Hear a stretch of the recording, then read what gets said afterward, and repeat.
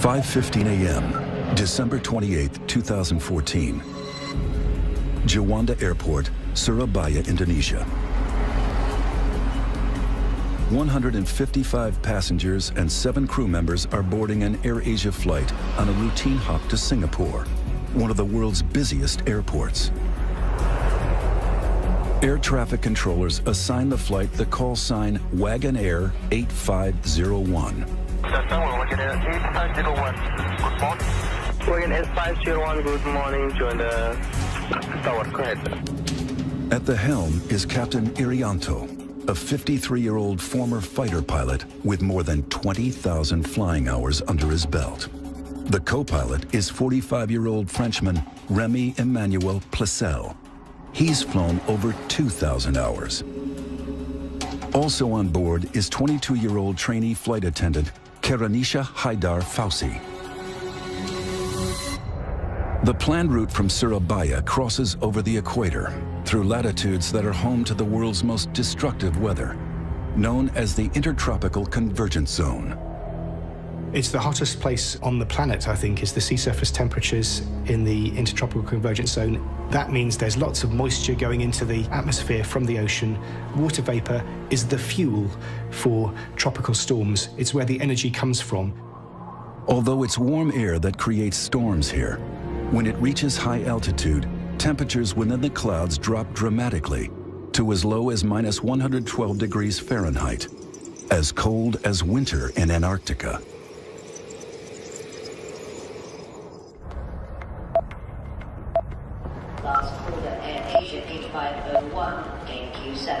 Inside the operations center, the weather is constantly monitored.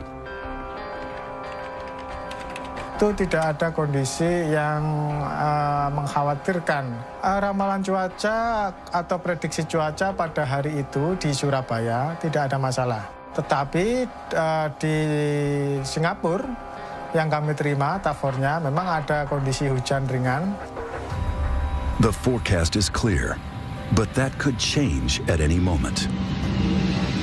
Basically, it's the bread and butter of the pilots flying in the tropics, is that they are always, on virtually every flight, flying around thunderstorms.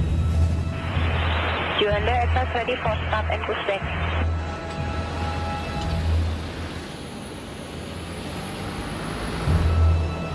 The plane is an Airbus A320, one of the most technologically advanced in the skies, and the world's best-selling single-aisle airliner. Wagon Air 501, clear to Singapore, Mike 635, level 240 initial. This plane has flown 13,500 times, covering more than 23,000 flight hours. Wagon Air 501, clear to take off.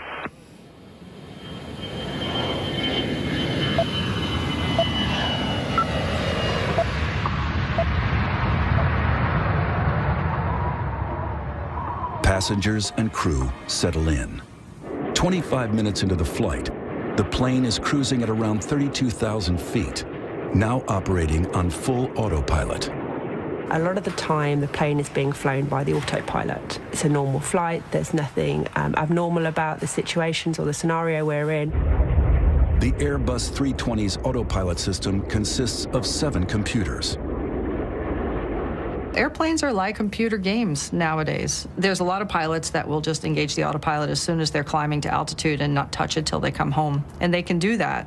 It's literally that easy. As the plane approaches the equator, storm clouds are brewing over the Java Sea below. Severe storms can go from very small storms to very large, dangerous storms in a matter of just a few minutes. You can see a thunderstorm ahead of you or below you, and in the very few minutes you take to get there, it could have climbed several thousand feet above you.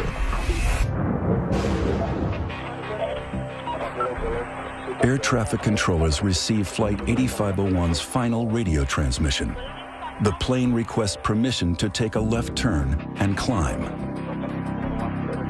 Air traffic control will know where other aircraft are, and they either allow you to do the turn or they don't.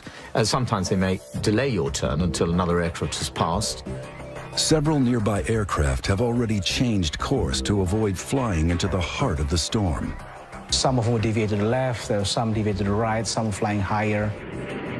With so many flights in the same airspace, air traffic controllers deny 8501's request to climb above the storm.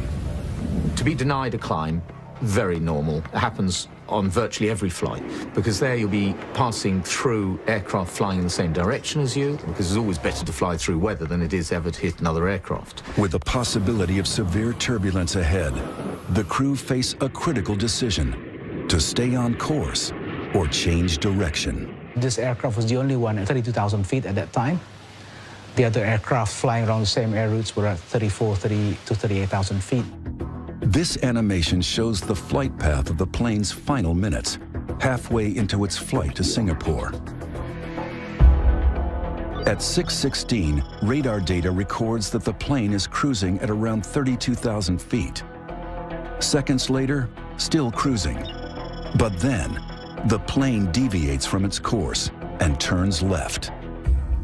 You would have been flying it with the autopilot, and so you put changes to direction by turning a knob, as opposed to actually flying it with the joystick. The 155 passengers on board have no clue that they are just 2 minutes from disaster.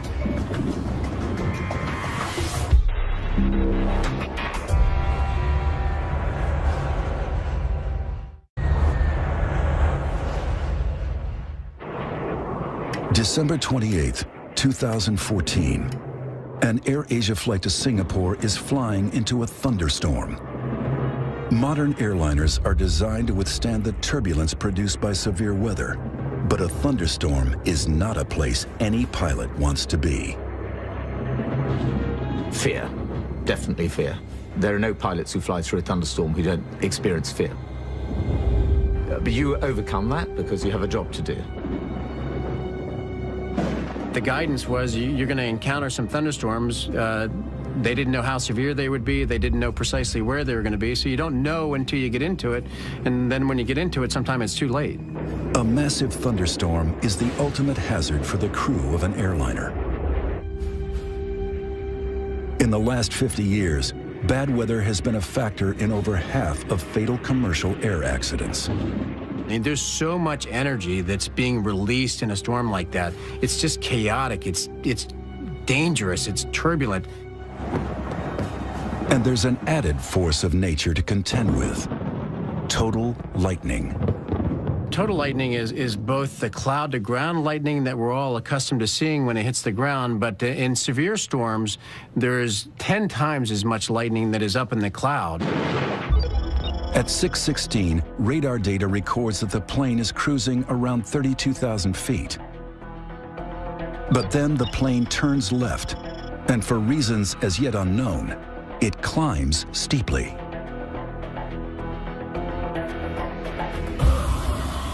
It would be dark, there would be lightning. The rain would be very noisy on the airplane, you would hear it. The aircraft can shake, the instruments can become blurred as your head is shaking, the eyeballs literally shaking in your head. The responsibility is awesome. You've got the lives of many people on board. You don't actually focus on that when you're flying. And, you know, that's the honest truth. What you're thinking about is your own safety of flying the aircraft as it's supposed to be.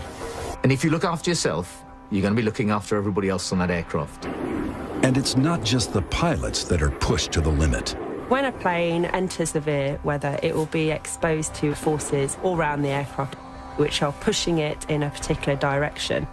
And that can be torsional twisting and unloading and loading stresses on the airframe.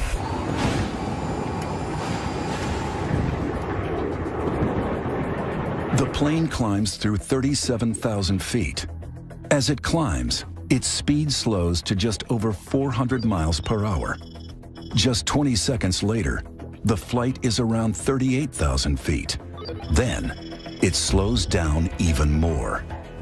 At 6:18 a.m., the plane goes missing from radar.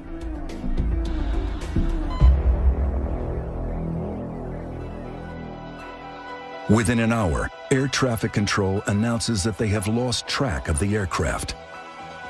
Distraught families are desperate for answers.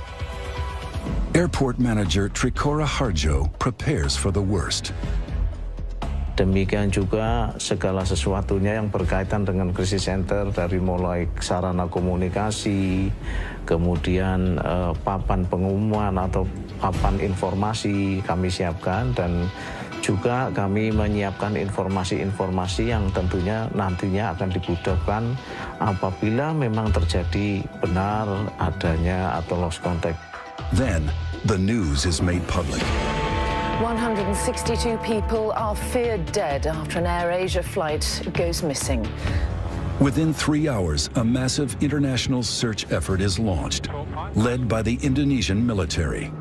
Also in support are Australian, American, Russian, Singaporean, and Chinese search teams. With 30 ships, 3 warships, and more than 20 aircraft equipped with visual, radar, and sonar surveillance, covering a search area of 60,000 square miles of the Java Sea. This disappearance immediately brings back memories of an infamous unsolved mystery from the same region 9 months earlier. On March 7, 2014, Malaysian Airlines flight MH370 was en route from Kuala Lumpur to Beijing with 239 people on board. An hour into the scheduled flight, it disappeared from radar screens. The search effort was the biggest ever launched, but it failed to find the missing plane. What happened remains unknown. For 3 days, the world wondered if this would be another never-ending mystery. Could it be terrorism or a rogue pilot? But then, wreckage is discovered. All the evidence points to the plane having crashed into the sea. Everyone on board is dead. One of the first bodies to be recovered is the trainee flight attendant, Karunisha Haidar Fausi. Her funeral becomes a focus of national mourning. Unlike MH370, there's no missing plane here. The mystery is, how did this happen? 10 days after the first wreckage is located, there's a breakthrough. The black box data recorder from the AirAsia plane, which came down off Indonesia, has arrived in Jakarta for examination. As the recovery operation continues, experts around the world begin to ask, how can one of the world's most sophisticated planes suddenly drop from the sky? We gotta know what happened. We have to know what caused it. The first thing, the most important thing for the families is they want to know what happened. They want to know the truth. And of course, they deserve to know the truth. The priority for the families is to ensure that no such disaster ever happens again. The official investigation is ongoing, but based on released information and expert analysis, it is now possible to explore the key factors which likely influence the plane's final moments. And this may change the way you feel about flying.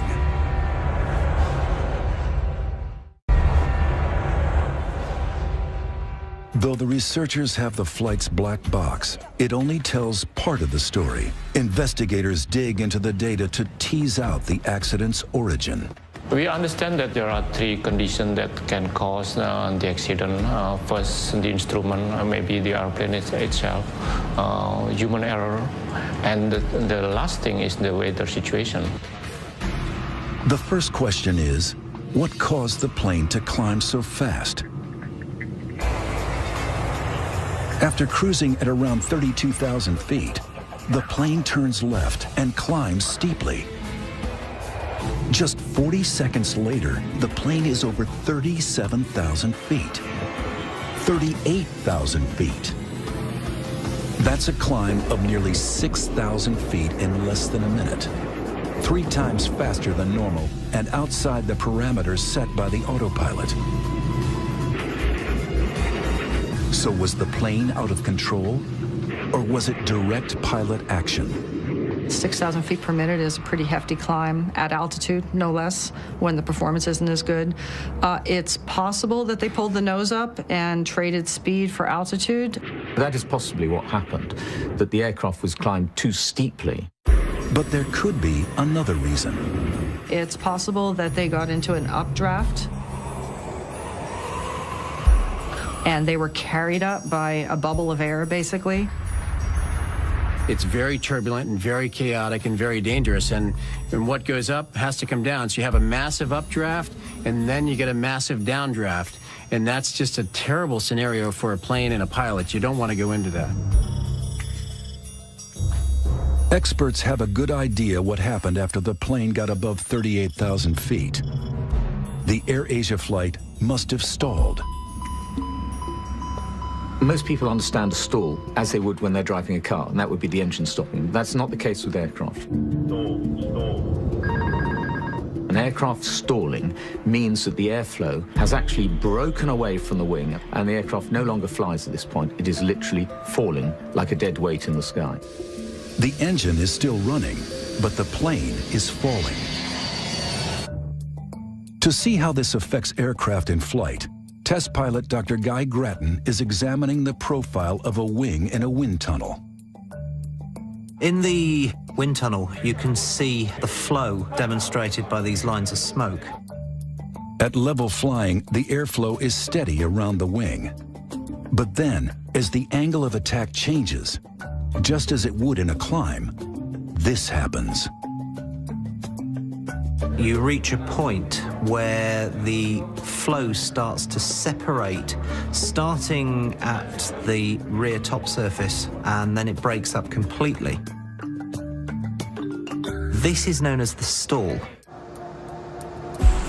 Guy is going to put his skills to the test by pushing this plane to its limits and stalling it. Aerodynamically, the stall happens when the flow has broken up on the upper surface of the wing and it ceases to lift efficiently, and that causes the aeroplane to fully or partially lose control. This light aircraft is a Grumman AA-5, but the aerodynamic principles are the same for any plane, including the AirAsia flight. If the aeroplane stalls, a good pilot should be immediately reducing the angle of attack and increasing the power to recover. If they don't do that, what's likely to happen is an increased rate of descent, and either the aeroplane will remain in the stall until it hits the ground, or the aeroplane can enter a spin. For an unprepared pilot, the effects of a stall can be catastrophic. During takeoff in Afghanistan, after its cargo shifted to the back of the hold, this freight plane stalled.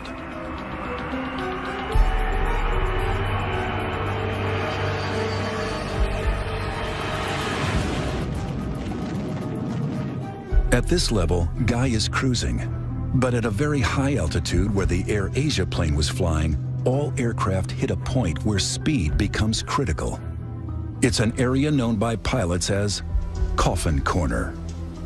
Coffin Corner exists at a high altitude, and to fly at those conditions is really very difficult because you've got to manage the speed of the aeroplane very, very accurately. Every plane has a maximum and minimum speed. The complicating factor is the higher the altitude, the smaller the margin of error between going too slow and going too fast. If you go high enough, what you do is reach a point where the stall speed and the maximum speed are very close together, and we refer to the aeroplane as being in Coffin Corner because if you go any faster, then you'll lose control or break the aircraft, and if you go any slower, you'll lose control of the aircraft. So it's a very vulnerable place to be.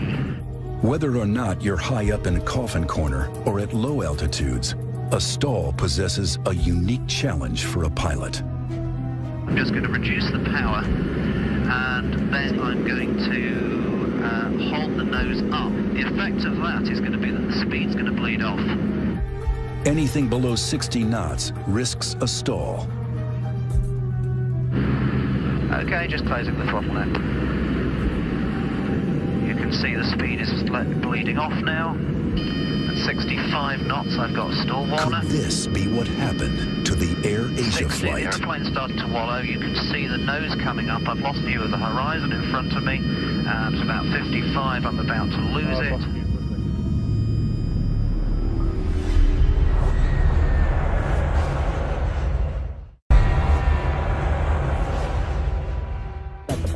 In the weeks after the AirAsia flight crashed into the sea, one thing emerged as a crucial factor: stalling. Okay, just closing the throttle now. Guy Grattan is investigating what a stall means for pilots, and that means losing control of his plane. 5 knots, I've got a stall warner. The aircraft drops 200 feet. The aeroplane has stalled, you see it pitch nose down, and I'm recovering the aeroplane from the stall. To regain control, Guy dips the nose to gain airspeed, then levels out. A very dramatic stall, if you're not expecting it, can be quite frightening. Might even lift off my seat and hit my head on the ceiling of the cockpit. All commercial airliners are put through stall tests. But is this what happened to the AirAsia flight as it climbed too steeply? And if so, how did the plane get to this dangerous point? Pilots are trained to recognize the stall. In fact, first thing pilots are trained to recognize is the approaching stall. The captain of the AirAsia flight was a former fighter pilot with 20,000 flight hours under his belt. Up above 30,000 feet, there is plenty of height to recover an aeroplane from a stall. So even if the aeroplane was stalled, that in itself doesn't explain the loss of the aeroplane. So the critical question is, what other factors might have been at play? And to fully investigate that, we need to look inside the cockpit. Seasoned pilot Captain John Mahan is flying an Airbus A320 flight simulator, an exact replica of the lost plane. The reason why we try to simulate what happened in an accident or incident is for learning and whether we can take that information forward to stop it happening again. And also finding out weaknesses in the system that can lead us into difficult areas. Every reading we see, every indicator we see, will be exactly what the AirAsia pilots would have seen. For all pilots, accurate instrument displays are vital. All aircraft are designed in such a way that they give you information, and it's our job and our profession to identify that information and prioritize. The instruments are everything, and you ignore them at your peril. However, if you get an instrument failure, you have to be able to recognize it. If you follow a faulty instrument, then you can cause the aircraft to over-control, and at that point, anything can happen. Flight 123, requesting plan. This simulator has been programmed to reproduce an instrument failure while climbing from 32,000 feet. That doesn't look right. Looks like unreliable airspeed to me. Check that, please. Captain, standby is indicating 0.72. 0.72. The pilots scramble to identify the fault. Carriage checklist, unreliable airspeed. 396 knots. It's an unreliable speed indicator. Autopilot off. Flight director's off. Birdie's up. Recognizing the fault, the crew switch off part of the autopilot protection, which hands the main controls back to the crew. Courage checklist. Seatbelt sign on. Movements to seal. Mark precaution. Overspeed. Caution pitch. Next, they switch off the computers related to the faulty speed indicators. Seconds later, this happens. A stall warning is an indication that you are getting into an environment where you're about to lose your lift on your wing. In an attempt to recover from a possible stall, John puts the nose down to gather speed and drops 5,000 feet, then levels out. Wings, maintain wings level. Speed 370. In this case, John recovers the plane successfully. Maintaining 30,000 feet. In the case of the AirAsia flight, we know that the Airbus A320 climbed rapidly and that it probably stalled at 38,000 feet. We also know that faulty instruments contributed to another tragic Airbus disaster and another stall 5 years earlier. On June 1st, 2009, Air France Flight 447 was en route from Rio to Paris with 237 passengers and crew on board. At 2:10 a.m., the Airbus A320 went missing from radar. Un accident tragique. It was 2 years before the flight's black box recorder was found and finally revealed its secrets. Colleen Keller is an air traffic investigator who worked on the search for Air France 447. The similarities with the AirAsia crash are striking. It ran into bad weather right around the tropical conversion zone, right at the equator. The initial malfunction was caused by the computer shutting down. On the side of the plane are metal cylinders that measure airspeed. They are called pitot tubes. The investigators discovered that the tubes had frozen over, causing the instrument readings to go haywire. The computer literally said, "I can't function, I'm confused," and it shut down.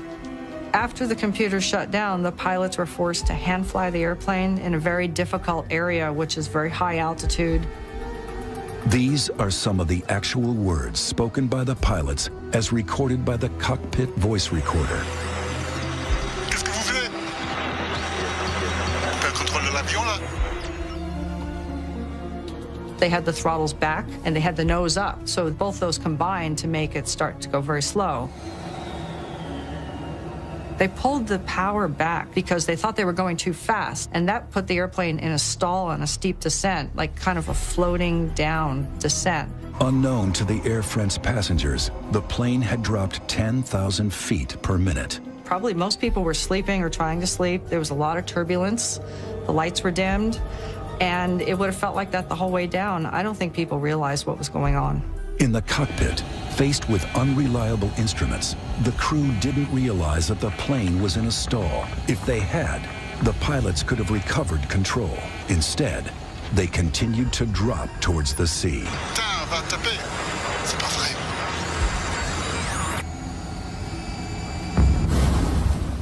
Why did they do that? It's impossible to tell because we can't really get into the minds of the pilots who died there.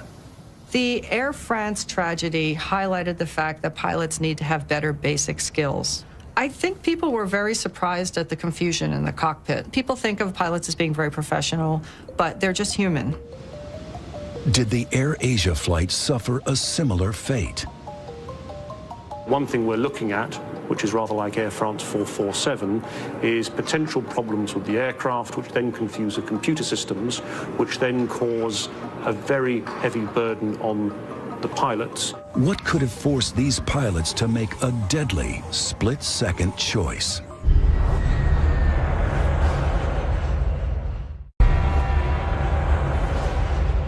Flight 8501's tragic final moments may have come down to something seemingly innocuous: ice. Icing is a very big concern for all aeroplanes. Icing can change the aerodynamics of the plane, but as we learned from Air France, it can also affect key systems.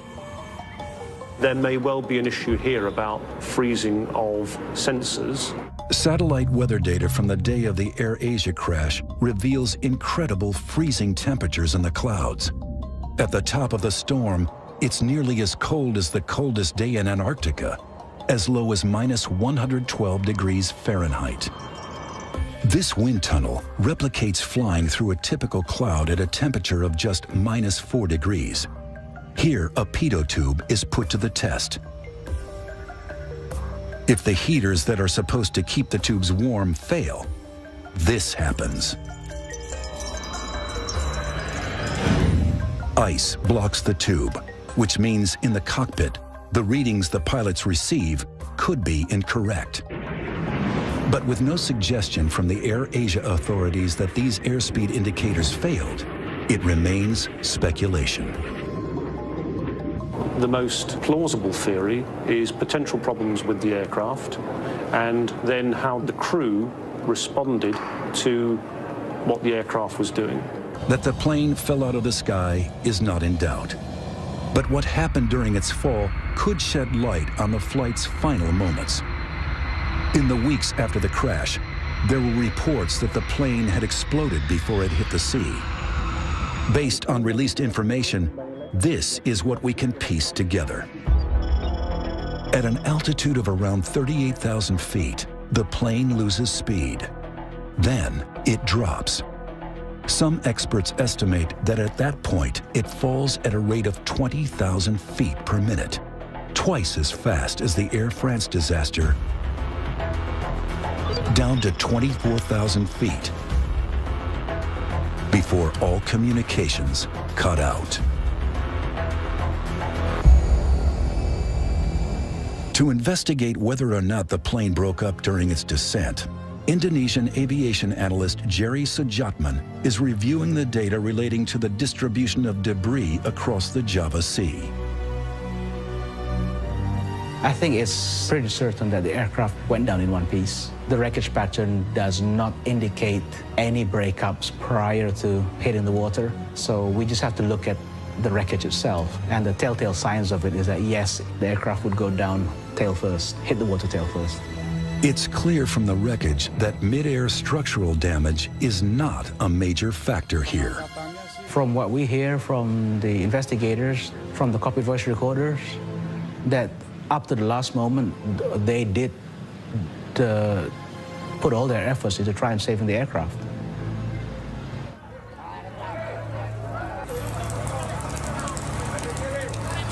The official investigation is ongoing. But one thing most experts agree on is that severe weather was a factor in both the Air France and AirAsia crashes. In the last 50 years, weather has contributed to over half of all fatal commercial airliner accidents. But there's one type of turbulence that doesn't occur in stormy skies, and it could affect all of us. Anyone who's been on a plane at cruising levels, flying through clear blue skies, you'll know that it's possible suddenly to hit turbulence that the pilot couldn't see coming, so it literally comes out of the blue. It's called clear air turbulence. At the moment, there's no onboard electronics that can see it. The pilot can't see it. It really is invisible. Inside pockets of air, wind direction changes suddenly and severely. It's been known to cause structural damage to planes and has caused injury and death. The shocking truth is that an AirAsia type event could happen anywhere in the world today. There's still not the technology in place for controllers and pilots to make sure that they don't fly into severe weather. Here at the University of Tokyo, Professor Suzuki is looking to change that. I believe the air travel becomes safer and safer. However, we have to establish a new technology to overcome the weather conditions. Clear air turbulence is invisible, so it's very difficult for an aircraft. It can change the acceleration of the aircraft and attitude suddenly. It's very dangerous. This device is designed to detect it. Behind this lens is a shortwave ultraviolet laser. It's a technology called LiDAR. It detects clear air turbulence by spotting currents of water molecules. This is our LiDAR systems. It's prototype one.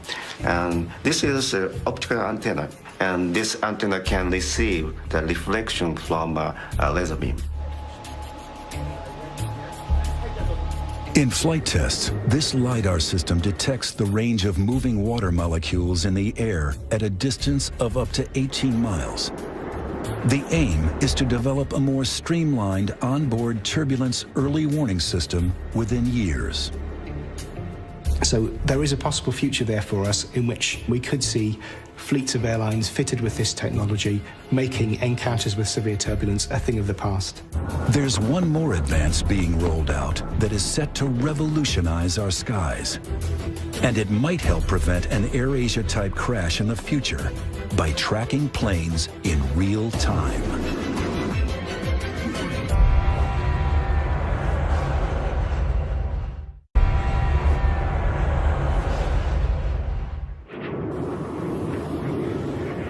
When the AirAsia flight crashed, scientists around the world continued their search for solutions to safer and more efficient air travel in the future. It's just amazing to me how complex the airspace is. From pilot to air traffic controller, many different systems interchange information and data. Our current technology is unable to track all those planes as they move around the globe. I think that it was a shock with the recent tragedies that occurred, that people started to realize that the whole Earth is not covered, and there are vast amounts of oceans and mountainous areas that are not covered. It's estimated that 70% of the world's airspace is out of the range of radar. Currently, what controllers see when aircraft are crossing the oceans are a dot that was placed by an airplane reporting back, say, 10 minutes ago, and they know where it's supposed to be 10 minutes later. So really, there's a 10-minute gap, which is basically 80 miles apart. That's because there's no real-time surveillance or tracking of that aircraft in between. Here at the Ariane facility in Virginia, engineers are changing that. This is one of the most revolutionary advancements in air traffic control since radar. 66 Iridium satellites are readying for launch for full operation in 2018. The satellite network will cover the globe, receiving signals from every plane everywhere on the planet, relaying information to controllers on the ground. Think of it as a GPS receiver on board all of the airplanes that transmits its precise location in real time to air traffic control authorities. By putting an ADS-B receiver on board each satellite, we realized that we would create something that was not possible before. If this technology were available now, MH370 would have been better tracked, and the AirAsia flight would have been found within hours, not days. With second-by-second information, air traffic controllers will be better equipped for a quick response to pilots who need a sudden change of altitude. The AirAsia flight might not have been denied permission to climb to avoid a storm. The altitude changes are important because a lot of those requests are a function of weather. So when the pilot says he's over a particular point and he's requesting to change altitude, the controller will have the screen to look at, and the pilot will have a higher rate of responsiveness from the controller based on the fact that they have a shared situational awareness. Global tracking of flights will make managing flights safer and more efficient. But a critical issue remains.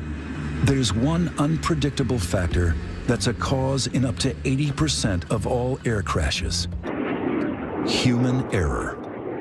I think the public is wondering how safe flying is. People are afraid of airplanes crashing because the crashes are so horrific when they happen. A lot of people die at once, and they think about that. But truly, aviation is a lot safer than most other forms of transportation. However safe day-to-day flying is, the fatal Air France crash tells us that too much technology in the cockpit can cause confusion. You've got a very highly automated aircraft, and crews sometimes struggle to deal with the complexities of the automated systems, and they are not trained to deal in an emergency or difficult situation with manually flying an aircraft. Are pilots becoming over-reliant on computers? Pilots today have lost their skills. They're not hand-flying the aircraft as often as they have done in the past, and therefore when they have to do so, they're not as skillful doing it. And there's no question about it, because practice makes perfect. But overall, we're much better off with this automation. The answer seems simple: more training and more experience at the helm. Everybody knows that pilots should probably be flying manually more than they are doing. Technological advances are seeking to keep up with ever-increasing demands for travel and making flights better able to cope with increasingly violent weather. But for the families of the passengers and crew of the AirAsia flight, their hope is that a tragedy like this will never happen again. They want future accidents to be prevented of a similar type. And so it is vital that the causes are identified for what brought this aircraft down, and more importantly, that those causes are then acted on so that other families don't have to go through what the AirAsia families have gone through.